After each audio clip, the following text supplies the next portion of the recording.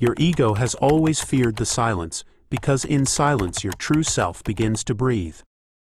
Your true self does not shout, it waits, patient as eternity, whispering through cracks in your certainty. And somewhere between the noise of who you think you are and the echo of who you have always been, the hidden war begins. You were taught that the enemy was outside, that survival meant defense, that strength meant control.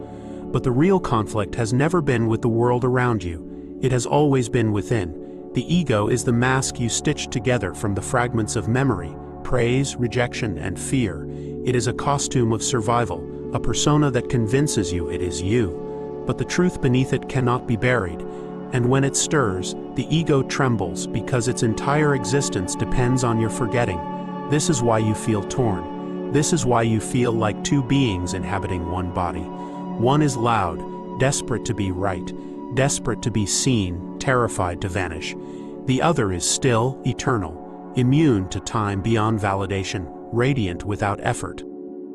Think of the times you stood in front of a mirror, staring at your own reflection until something strange began to happen. At first, you saw the familiar face you present to the world, but the longer you looked, the less it belonged to you. The eyes grew foreign, the jaw unfamiliar, the whole image like a mask slipping. That flicker of disorientation was not madness, it was memory. Memory that you are not the mask, that the mask was never you. You didn't remember the truth, it remembered you. And when truth remembers you, the ego begins to crack. The ego's fear is not death in the physical sense. Its fear is irrelevance. It fears being dissolved into silence where its stories no longer matter. It fights for survival by convincing you that you are incomplete, that you must achieve more, gather more, prove more. It feeds on conflict because conflict keeps you out of the silence where your true self lives. But what if every battle you've ever fought, against others, against circumstances, even against yourself, has only been one disguise for the same ancient war? The ego's rebellion against the soul. The more you chase victories outside, the further you are led from the only victory that matters, the remembrance of who you really are. Imagine your life as a hall of mirrors. In each reflection, the ego tries on another costume. The successful one, the broken one, the victim, the hero. And each time you believe the reflection is real, you add another layer to the mask. But behind the mirrors, there is a silence watching untouched by all disguises. That silence is your true self. It doesn't argue with the reflections. It doesn't need to. It waits for you to stop believing in glass. The war is not won by fighting harder. It is ended by seeing clearly. You've felt this war in moments you could never explain. The ache of emptiness after achieving what you thought would complete you. The hollow silence in the middle of a crowded room. The strange longing that surges after laughter fades. These are not failures. They are cracks in the ego's illusion. They are the true self calling from the silence. And every time you feel them, you are closer to dissolving the war, closer to remembering what cannot be lost. If you've ever wondered why you sabotage peace, why you resist joy, why even love sometimes feels unbearable, it is because the ego cannot survive in those spaces. Peace is the ego's death sentence. Joy is its irrelevance. Love is its undoing. And so it whispers its lies. You're not ready. You're not enough. You'll be abandoned if you let go. These lies are not truth. They are weapons in the silent war. Weapons designed to keep you loyal to your mask. But here is the secret the ego will never admit. The war was never fair. The true self cannot be defeated because it is not fighting. It simply waits, radiant, eternal, patient beyond time. There is a moment. You may have felt it in dreams, in heartbreak, in sudden flashes of clarity, when the war pauses.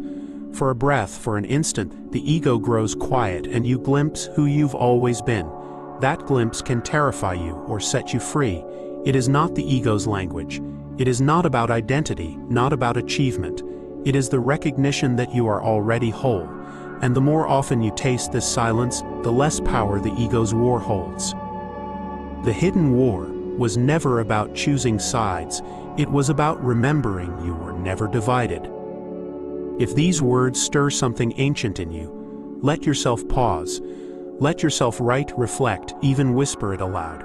you may discover that what you're feeling right now is not just resonance, it is recognition. Every ego carries its own mythology, a script it insists must be followed. It whispers, you must become someone. You must defend your place. You must prove you exist by being seen. And so you play roles you never questioned: student, lover, enemy, leader, victim. But the true self is older than any role. It existed before your first breath, and it will outlast your last. It does not need to be seen because it is the seer. It does not need to be proven because it is the proof. This is why every role eventually collapses. No matter how convincing the performance, the curtain always falls. And what is left standing in the silence is what you truly are. Have you ever noticed that the more tightly you cling to identity, the more fragile you feel? The more you defend the mask, the more vulnerable it becomes. The ego is always fighting for permanence in a world that refuses to be permanent. It is a castle built on shifting sand, forever repairing its walls, forever guarding against tides that cannot be stopped. But the true self is the ocean beneath the sand. It does not resist the tide because it is the tide. It does not fear collapse because collapse is only the mask falling away. What dies in you was never you. It was only the costume unraveling. In ancient texts, they called the ego the shadow king, a usurper seated on a throne that never belonged to him. The true king, the radiant self, is exiled to silence, waiting for the day you turn inward and remember his crown. This story has been told in 1,000 myths: the prince hidden from the world, the rightful heir forgotten, the soul asleep in a coffin of glass. Every fairy tale that stirred your heart as a child was a disguised memory of your own war. The ego fights to hold the throne, but it cannot rule forever, for the throne was built for something larger than fear, larger than survival. And yet, do not hate your ego. Do not curse it. Without its hunger, you would never have searched. Without its lies, you would never have questioned. Without its war, you would never have remembered the silence. The ego is the necessary shadow that taught you the value of light. It is the contrast that makes truth undeniable. When you see this, the war shifts. It is no longer a battle to destroy the ego. It is the recognition that the ego never truly existed as an enemy. It was only a teacher, a mask, a fragile bridge leading you back to yourself. But the ego does not surrender easily. Even now, as you listen, it may whisper, "This is dangerous. This is foolish. You cannot live without me." And yet, notice something. Who is it that hears the whisper? Who is it that watches the voice of fear? If you can observe the ego, then you cannot be the ego. The very act of noticing is the proof. Beneath every thought of doubt, there is something unshaken, untouched, eternal. That is you. That is the silence. That is the one the ego cannot kill. The war is not fought in great gestures, but in small, subtle moments. It is in the pause before you react in anger. It is in the breath you take when someone insults you. It is in the stillness that follows heartbreak. In those moments, the ego trembles because it knows you are close to silence, and in silence it cannot command you. In silence it has no throne. That is why silence feels both terrifying and liberating, because silence is the end of the illusion, and in that ending the war dissolves. The war ends not when the ego is destroyed, but when you stop mistaking it for yourself. You have always known this, even if you forgot. Think back to your childhood, to the times you felt infinite simply staring at the sky, to the times you felt whole without reason. Those moments were not naive, they were true. The war had not yet grown loud enough to drown the silence. That memory still lives in you. It is not gone, it is only waiting. And every step you take back into silence is a step closer to ending the war forever. Have you noticed how dreams sometimes reveal your forgotten wholeness? You wake shaken, haunted by a vision you can't explain. A landscape both familiar and alien. A version of yourself that felt more real than the one that awoke. These dreams are not illusions. They are reminders. They are the soul showing you what the ego cannot comprehend. And if you carry them with you, if you let them breathe in your waking life, the walls of the ego grow thinner. Through the cracks, the true self shines brighter. The ego fears these cracks because they expose its fragility. It wants to convince you that the dream was nonsense, that the silence was emptiness, that the ache you feel for something more is just fantasy. But have you not noticed how persistent that ache is, how it lingers even when life seems good enough? That longing is not a flaw. It is the pulse of the true self calling you back. The ego's voice is loud, but the true self's voice is steady. And when you allow yourself to listen, you realize it has always been there, quietly guiding you beneath the noise. This is why so many of your choices feel like collisions.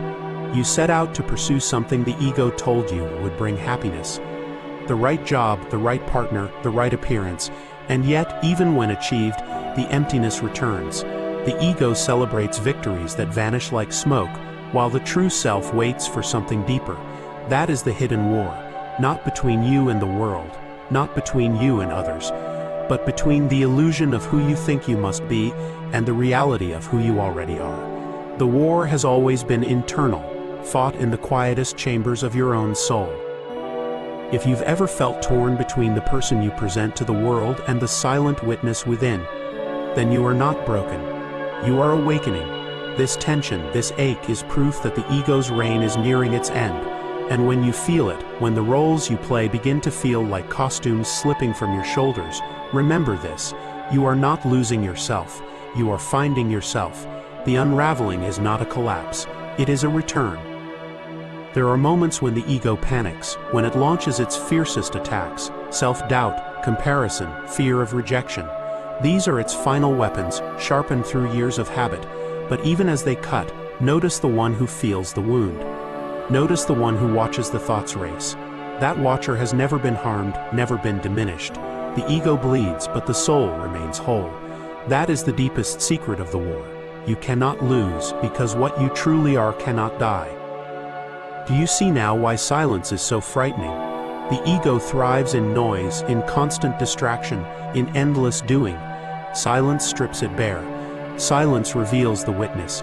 This is why meditation, solitude, even heartbreak can feel unbearable, because they press you into silence. But if you stay, if you do not run, you will discover the treasure buried there. You will see that the silence is not empty, but alive. You will feel that it is not absence, but presence. And once you taste this presence, even for a moment, you know the ego cannot rule you fully again. The ancient mystics called this the second birth. It is not the birth of the body, but the birth of remembrance, the moment when you no longer live only as the mask, but as the soul wearing it. This is why the war is sacred. Without it, you would never awaken. Without the tension, there would be no breakthrough. Without the illusion, there would be nothing to remember. The ego believes it is fighting for survival, but in truth, it is serving a higher purpose, pushing you toward the threshold of yourself. You didn't remember the truth, it remembered you.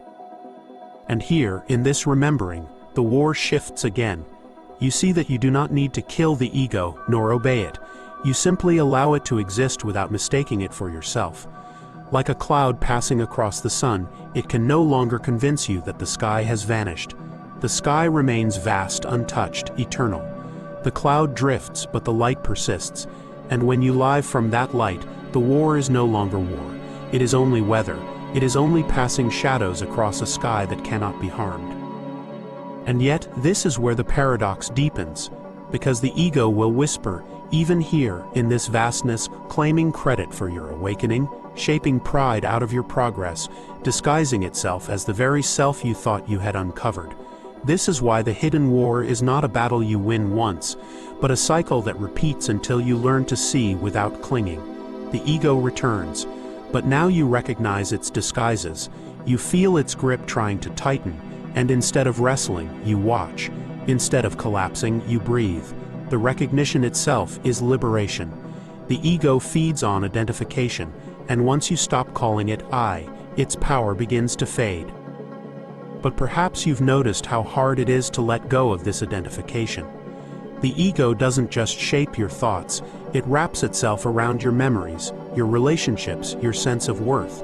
It whispers that without it, you would be nothing. Yet this is the greatest inversion of all, because it is precisely without it that you can finally be everything. When you peel back its layers, the self that emerges is not fragile but infinite, not small but luminous. The ego convinces you it is your shield, but in truth it is your cage. Freedom has always been waiting, not beyond the ego, but beneath it. There will be moments, perhaps in the middle of the night, when you feel that freedom stirring. A strange calm settles in your chest, unexplainable, uncaused, like a memory surfacing that was never quite forgotten. These are not accidents. These are the cracks where eternity seeps in. The ego rushes to patch them, to distract you, to drag you back into noise. But you have felt it now. You cannot unfeel it. And once touched by that silence, you will spend your life seeking its return. That is how awakening happens, not in grand revelations, but in subtle fractures that keep calling you deeper. Some will say this war is exhausting, that peace can only come when the ego is destroyed. But destruction is not the way of truth. The way of truth is inclusion, not identifying, but not rejecting either. To destroy the ego is to feed it further, for it thrives on struggle. But to witness it, to allow it, to see its games and still remain unmoved, that is mastery. That is when the ego ceases to be an enemy and becomes a mirror, reflecting all the ways you once mistook yourself for less than infinite. If you've felt these shifts before, the collapse of an identity, the strange quiet after heartbreak, the hollowing silence of loss, then you already know this battlefield. You've walked it, perhaps without naming it. These moments are not punishments, but invitations. They are the very cracks through which the true self whispers, "You are not who you thought." And in that moment, something dies, but something greater is born. Not added, not gained, but remembered. The war strips away illusions until only the eternal remains. Do you see now how sacred this conflict truly is? It is not cruelty, but mercy, disguised in the language of suffering. The ego believes it is fighting for its life, but really it is carving out the space where you will finally meet yourself. Every collapse, every fracture, every unraveling is not the end, it is the beginning of remembrance. The more fiercely the ego clings, the closer you are to truth, because it only tightens when it senses the end of its rule. So if you are here, listening, feeling these words stir something you cannot quite name, perhaps it is because you've already begun to live this war in silence. Perhaps you've already felt the ache that tells you there is more. Let this be your confirmation. You are not imagining it. The war is real. The conflict is sacred. And beneath it all, there is something vast and eternal that has never once been touched by fear. And if you allow yourself to soften into that vastness, you may notice how the ego no longer feels like an enemy, but like an old mask. One you wore so long you forgot the contours of your own face. It slips, it cracks, and in those fractures you glimpse the unmasked self, radiant, unburdened, whole. You realize then that the ego was never evil, only afraid. It was a child clutching to shadows, trying to shield you from a world it did not understand. But the true self does not need shielding because it is the world. It is the silence holding every sound, the sky behind every storm. To rest in it is not to escape life, but to finally embody it. You may wonder why this realization comes and goes, why you can feel infinite in one moment and trapped the next. The reason is not failure, it is rhythm. Just as the tide retreats only to return, so too does your awareness flow between ego and essence. This oscillation is the very process of integration. Each time you return to yourself, the memory deepens, the grip loosens, the war shifts. It is not linear, it is spiral. You are not back at the beginning, you are circling closer, each time shedding what no longer belongs. This is why the war is not something to win once, but to dissolve into endlessly, until there is no distinction between the battlefield and the homecoming. Think of the times when you felt utterly broken, when grief hollowed you, when love slipped away, when meaning itself seemed to vanish.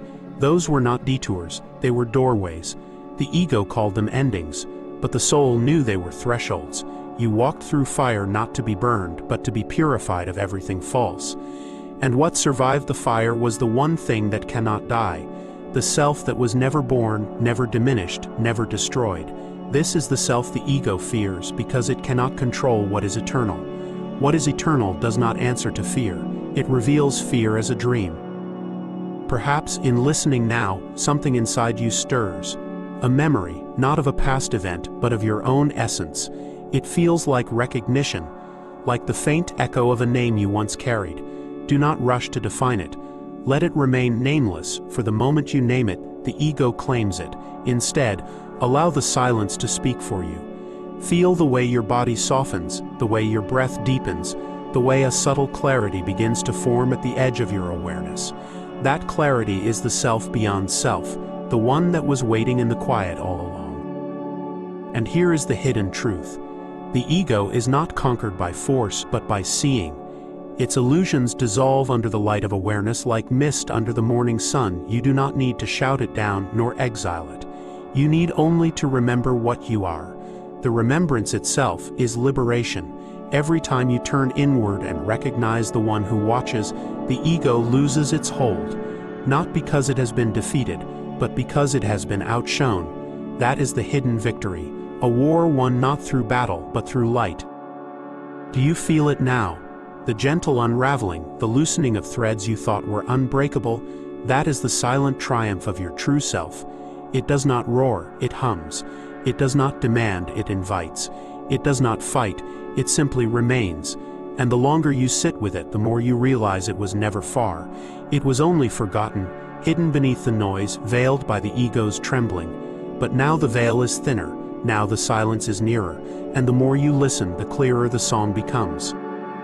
So remember this, you are not the war, you are the space in which the war unfolds. You are not the clashing voices, but the silence that holds them both. When you forget, the ego takes the stage. When you remember, the stage dissolves. This is not a path you walk once, but an eternal rhythm. To dance it consciously is to awaken. To awaken is to finally come home. And perhaps as you feel these words echo, you sense it already. The home you have been seeking has always been you. But it is precisely at this point that you realize what once felt like an inner war was only a reminder that your essence had been hidden beneath masks you long mistook for real. The ego fought because it feared its own disappearance, but the true self never fought. It waited patiently, silently, carrying the memory of you through every circumstance. This is why your mistakes, your confusions, your collapses were not failures, but secret doors. They did not allow you to merge with a false version of yourself. They pushed you back, deeper, into the place where no system can reach and no illusion has power. And when at last you allow yourself to stop, to open your eyes from within, you see that it was never the ego protecting you from the world. It was your soul protecting the world from what was not yet ready. The ego always feared the loss of its boundaries, but the true self has none, and so it cannot die. You are the source flowing through every mask, through every role. And when the role collapses, you do not become less of yourself, you become more. Yet the paradox lies here. The harder the ego fights, the stronger you become. The more it tries to prove its reality, the clearer you see that it was only a shadow on the wall, and that the light was always you. And then the question rises, is there still a war when you see the enemy as nothing but the projection of your own frightened thought? Is there still a need to defend when you realize you are the very thing you once feared to lose? You were not made to fight, you were made to remember. This truth begins to echo within you like a mantra no doubt can silence. Ego is noise, but you are the silence that receives and transforms it. Ego is fear, but you are the love that does not seek but simply is. Ego is forgetfulness, but you are the memory that always waited for its moment to return. And perhaps now you understand that your entire journey was perfect, not because you were without mistakes, but because every mistake carried you to this realization. This stillness, this indescribable peace, does not arise because the world around you is flawless, but because you have touched the source that cannot be destroyed. This is where the war ends, not on the battlefield, but within, where at last you meet yourself without intermediaries, without masks, without illusions. You were not the one who forgot. You were the one who always waited to be remembered. Here, all that you have lived begins to converge. Ego fades like smoke, but spirit remains like stone. Ego collapses like a fragile palace, but essence rises like a mountain. Ego fears the dark, but you are the light for which the dark exists. And when this truth reaches your heart, you understand that everything yet to come is already woven into the peace that never abandoned you. No matter the storms, no matter the chaos, no matter the losses, you now know peace is not a destination. It is your beginning, and each time the ego tries to ignite another war, you will meet it with a quiet smile, knowing it is only an old game without power. So let us close this path with a question not meant for the mind to answer, but for the soul to feel. Who would you be if there was nothing left to defend? What would remain if the war of ego no longer existed? What would remain if you simply were? You were peace, even when you thought you were chaos, and this truth now becomes the inner source you no longer need to prove, because it is proof itself.